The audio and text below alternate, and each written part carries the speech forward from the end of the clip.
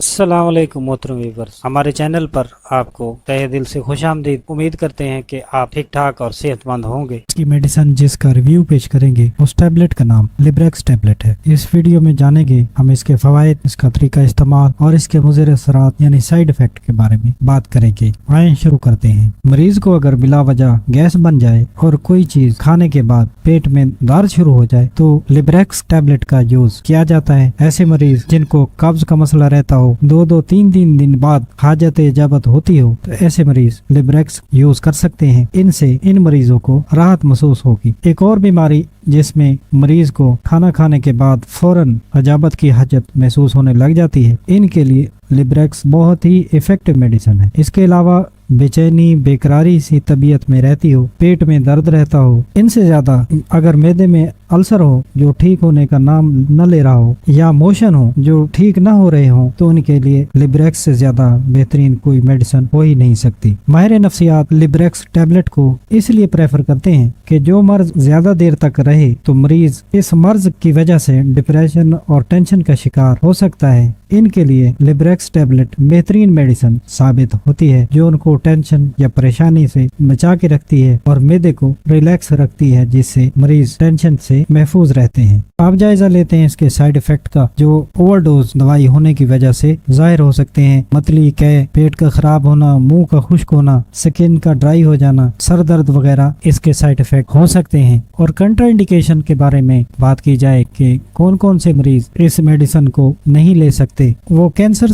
या कैंसर से रिलेटेड कोई मसला हो तो इस टैबलेट का इस्तेमाल न किया जाए। हाई ब्लड प्रेशर के मरीज इसको इस्तेमाल डॉक्टर के मशवरे के बगैर न करें। जिगर के मरीज इसको हरगिज इस्तेमाल न करें। ये आज की वीडियो लिब्रेक्स टैबलेट के बारे में। नेक्स्ट वीडियो तक किसी नए मौजू के साथ हाजिर होंगे। तब तक अल्लाह हाफ़िज़।